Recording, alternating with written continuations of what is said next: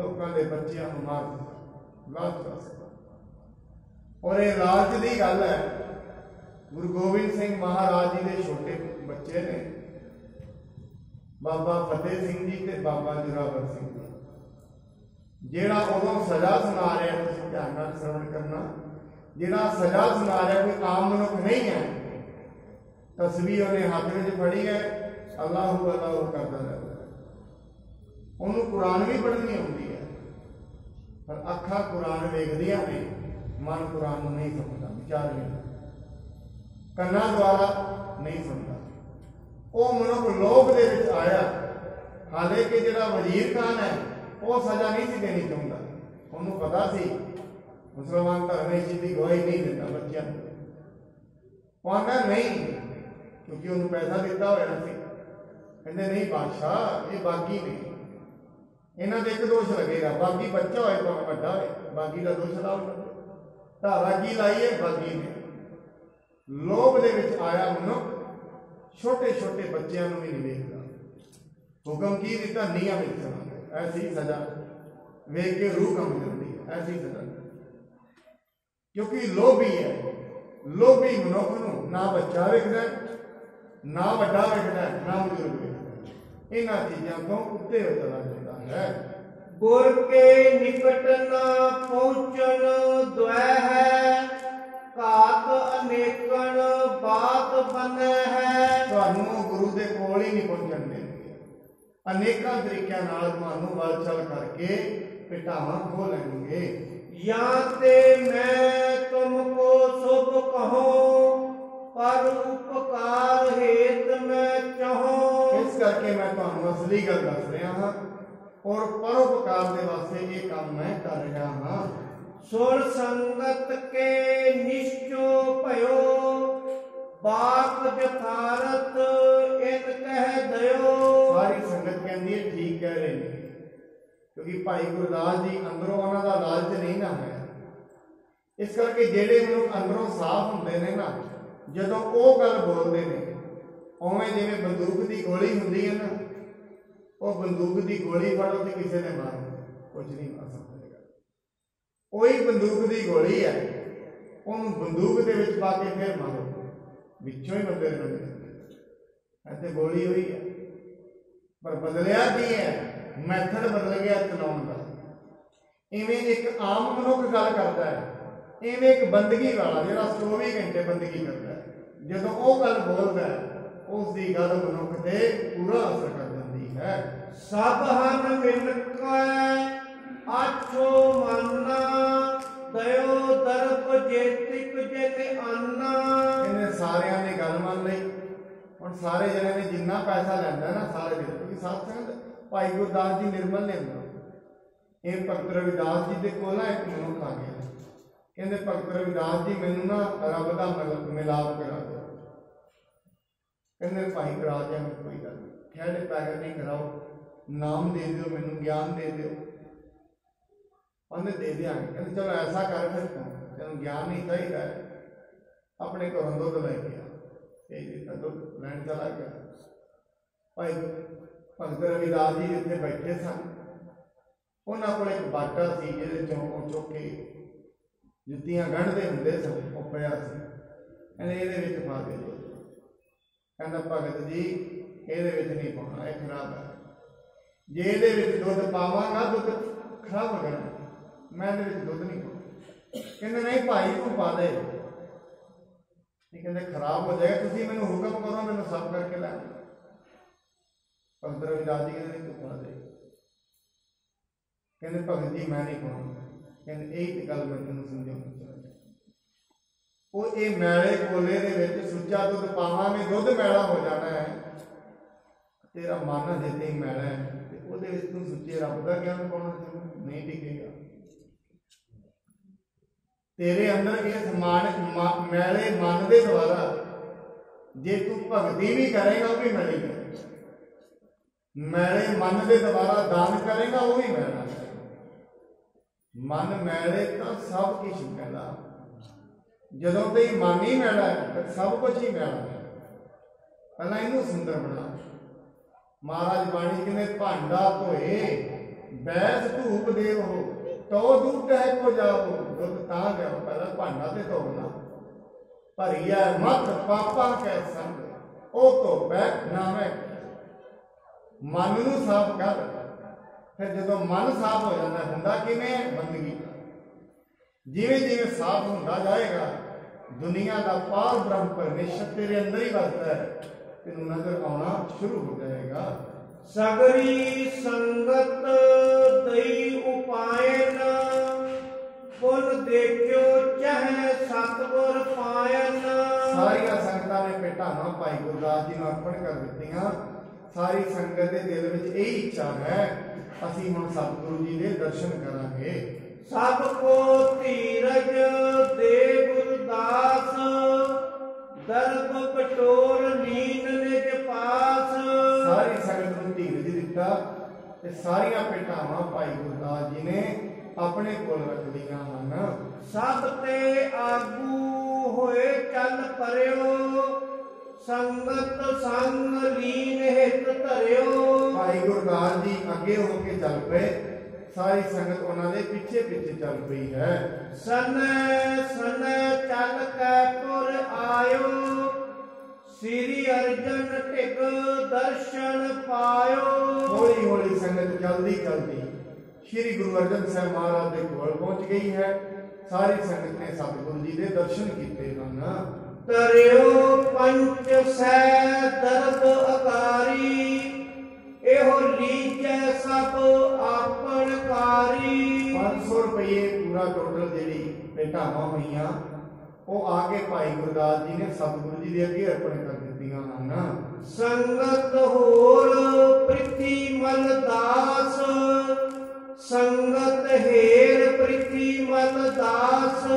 जब बाबे पृथ्वीमल ने वेख्या पृथ्वी दास ने वेख्या भी संगत आई है उन्होंने भी अपने दास भेजे जाओ संगत को घेर के लियाओ मेरे घर भी संगत तो भेटावां लवांगे। उन्होंने भी अपने दासां नूं सेवकां नूं भेजना कीता है। भेजे घेर अनाई है पास सिख अनजान मोर सब लीजै। कहते जाओ फटाफट सिख ते अनजान ने इन्हां नूं की पता है कौन कौन है तुसीं मोड़ के मेरे कोल ही लियाउणा करो। उत ते महादेव ने पठे मुझ टिग आनो कर एठे। वो दूजी साइड चों बाबा महादेव ने भेज कर जाओ फटाफट लियाओ ना के क्योंकि साध संगत मैं कल भी बेनती की कई बारी जेडे झूठे मनुख होंदे ने पाखंडी मनुख होंदे ने उन्हां दे करके क्योंकि दुनिया भोली भाली है और असीं बड़ी बड़ी शब्द वरते सी फलाना सियाणा बना सियाणा तो वो है ही है जो पाखंड करके दुनिया को कमला बना लेंदा सियाणा तो है ही। इस करके दुनिया भोली भाली हुंदी है और श्रद्धा वस वेख के उसका लिबास वेख के चली जाती है पर हुंदा की है फिर संगत दीयां जिहड़ियां इच्छावां ने उन्हां दीयां अंदरों वेदनावां ने वो नहीं समझ पाते फिर उन्हां दा दिल टुटदा है श्रद्धा टुटदी है फिर उन्हां करके उन्हां नूं दाग नहीं लगदा परमेश्वर दीयां शक्तियां नूं दाग लगदा है। झूठियां करके वो बदनाम नहीं हुंदे परमेश्वर बदनाम हुंदा और ऐसियां मनुखां नूं बड़ियां सजावां मिलदियां कहते हैं एक बारी क्योंकि नाम जो फरमान सानू मिलते वह होर पता लग जाता है। एक बार एक संत के वो चेले चले जा रहे थे रस्ते में एक सप है वो कीड़े पे वेख रहे ने संत जी चेले वो कराई जा रहे कि तुरी जा रहे कहते संत जी ये की है वो कहते भाई बच्चे हो ये पुराने समय दे विच कोई साधु बनया सी इहदे कोल कोई शक्ति नहीं सी ये जेडे इनू नोच नोच के खा रहे ने ये सारे इहदे चेले सी इन्हें पखंड बना के इन्हां नूं अपने नाल जोड़ लिया हुण इन्हां दा जन्म खराब हो गया हुण इतों ये हिसाब लै रहे हैं और जदों तक हिसाब पूरा नहीं होएगा इवें ही लंघे रहने। इस करके मनुख का हिसाब किताब सारा ही होता है ऐसा मत जान जे कोई पखंड कर रहे हैं ऐसा नहीं है हिसाब किताब नहीं होएगा ठीक है कई बार सारी उम्र भी नहीं होना इस उम्र च नहीं होएगा, ये हो जाएगा। इत्थे किहड़ा लेखा मुक जाना है नहीं। साथ सानू इवें लगता है बस आई दुनिया है, यही जिंदगी है। नहीं, जदों मनुख एक मनुख नूं शमशान घाट साड़ आउंदे ने, सोचते ने चलो ये गया गया नहीं है, किते ते गया ना। यात्रा बंद नहीं हो गई, शरीर की बंद गई है, अंदरली यात्रा जारी है। बाणी ये कहती है सजा मिलेगी, केड़े रूप में मिलेगी, कौन देगा, जरूर मिलेगी। कई बाणी कहती केतिया दुख भूख सद मार, एह पे दात तेरी। कई ऐसे ने इतने इन्ना दुख मिलता है, अंतां दा दुख मिलता है। बहुत कुछ किया होंगे, कुछ भी नहीं। कई बार बच्चे ही ना दुख दे जाते, बहुत ज्यादा। कई बार कोई होर रिश्तेदार है वो ही ना दुख देता है, बहुत ज्यादा। कारण की है, कुछ ना कुछ है जरूर। फिर वो इस चीज को समझते भी नहीं हैं। कई बार जो दुख आ जाए ना, सगों उदों ते परमेश्वर की बंदगी ज्यादा करनी चाहिए है। जे सुख विच ते मनुख भुल ही जाता है, ताई बाणी कहती है दुख दारू सुख रोग पिया। जे किते मनुख सुख विच भी याद रखे ना, फिर उसकी प्रालब्ध खत्म नहीं होती। परमेश्वर का उस ते विश्वास बनया रहिंदा है। संगत घेर खरी कर लीन, न आगे को चलन दीन। उन्हां संगत नूं घेर के इकट्ठा कर लिया ते संगत नूं अगे चलण ही नहीं दिंदे हन। दूं दिस के दासन ते सुन के, गन सीखन समझाए भन के। दोवां पासियां दे सेवकां तो सुन के संगत ने उन्हां नूं इह गल कह के समझाई है। जे तक कार गुर की हम पास, ले सब गयो अब है गुरदास। कहंदे ने भाई गल सुनो, तुसीं दोवें ही आए हो, पर जो कुछ साडे कोल समान सी ना पेटावां, वो ते भाई गुरदास जी साडे कोलों पहलां ही लै गए हन। दर्शन मातर करन अब रहियो, सो हम कर है गुरु जिम लहियो। कहते हुण ते दर्शन ही करने रह गए ने, बस बाकी ते फल चला गया। मैं कल भी ये बेनती की साध संगत, जदों भी किते लड़ाई वजदी है ना धार्मिक स्थान ते पैसे की, मैं कल भी ये बेनती की सी, किते भी किसी भी मजहब में, किसी भी धर्म में, हर थाई ये लड़ाई है। वो भाई गुरदास की वाली गल है, भेटावां एक साइड से रख दो, गद्दी एक साइड से रख दो। मतलब एक साइड से गद्दी है, एक साइड से सारा पैसा, दसो की लेना। हुण गद्दी नूं कौन देगा, खाली गद्दी नूं। गद्दी दे नाल जो कुछ जुड़िया हुंदा वो मिल चाहिए, लड़ाई तां। हुण जिहड़ा साइड से रह जाएगा वो किहने लड़ना, कहंदे भाई गद्दी नहीं चाहिए, इहदे नाल ही जुड़ो, इहनूं वो चाहिए लड़ांगे जो। फिर उन्हां दे केस चलदे ने कोर्टां दे विच। ओही लोग धर्म की शिक्षा देने वाले लोग जिहड़े लोकां नूं समझाउंदे ने झगड़े ना करो, नाल की जाएगा। मैं कहना इन्नी लड़ाई गृहस्थियां में नहीं है जिन्नी उन्हां में, इन्नी ईर्खा गृहस्थी। इन्हूं निंदिया भी मत समझ लेना। मतलब ये है, मनुख बाणी है कहती है शरीर माया सदी को क्या पैदा। ये माया सदी की हो जो मान पैदा न जाए, मान तो लगे तो मन शांति देवी माया की लड़ाई है। भाई गुरदास जी पहले ही जाने माया की लड़ाई उन्होंने भजिया ना जाना, पहले किसी दर्शन ही रह जाएंगे। संगत कह रही है भाई उनके दर्शन रह गए, माया के भाई गुरदास पहले ही सोल संगत को तारत भय, गुर की कार कबू तिस गए। संगत को फिर तारना करते, गुरु की बेटा गुरु के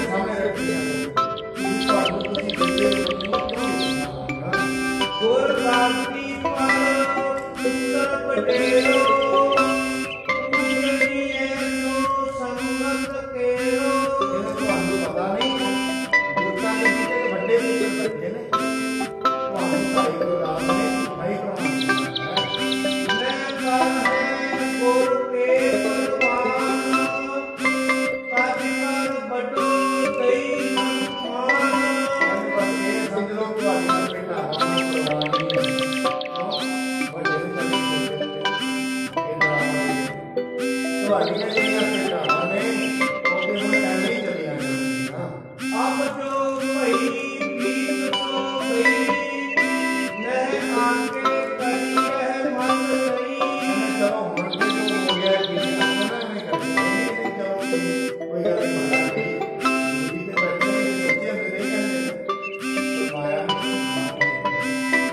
ਸੱਚੇ ਮੇਰੇ ਕੋਈ ਗੱਲ ਨਹੀਂ ਭਾਈ ਮਾਇਆ ਵਾਸਤੇ ਨਹੀਂ ਆਇਆ ਚਲੋ ਤੁਸੀਂ ਸਾਡੇ ਨਾਲ ਜਾ ਕੇ ਬੰਦਨ ਕਰੀਏ ਰੱਬ ਦੀ ਇੱਜ਼ਤ ਕਰੀਏ ਪਰਮਾਤਮਾ ਦੀ ਸੇਵਾ ਕਰੀਏ ਮਾਇਆ ਦੇ ਪ੍ਰਾ ਲੱਗ ਜਾ ਆਉਂਦੀ ਆਏਗੀ ਨਹੀਂ ਆਏਗੀ ਆਪਣੀ ਜਿਹੜੀ ਪਰਮਾਤਮਾ ਪਰ ਨਹੀਂ ਕਹਿੰਦੇ ਠੀਕ ਹੈ ਐਸੀ ਕਿ ਦਿੱਤੀ ਹੈ ਅਗਲੀ ਵਾਰ ਜਿਹੜੀ ਮਾਇਆ ਹੈ ਉਹਨਾਂ ਨੂੰ ਨਹੀਂ ਦੇਣੀ ਹੈ।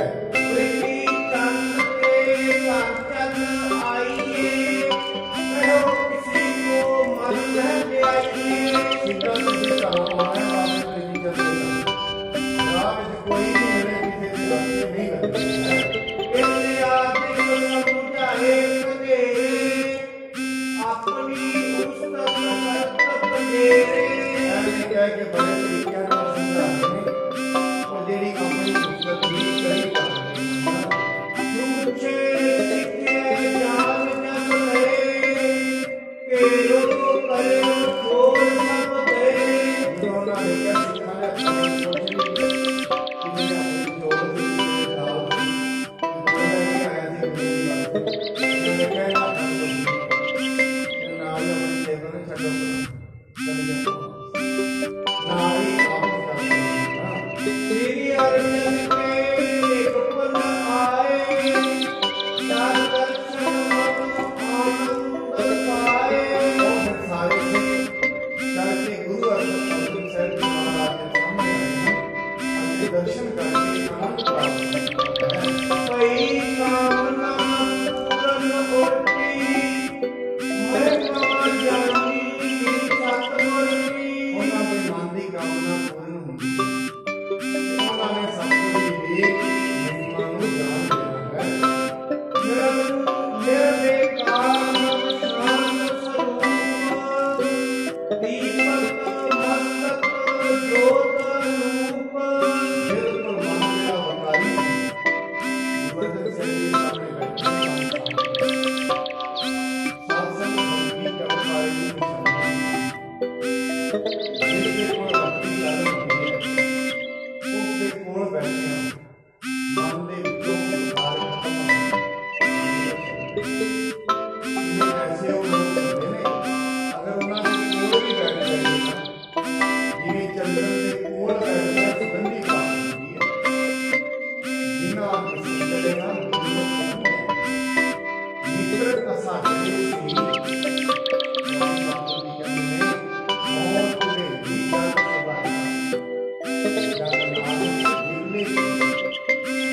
ऐसे कोई जगह जिन्होंने दर्शन गुरु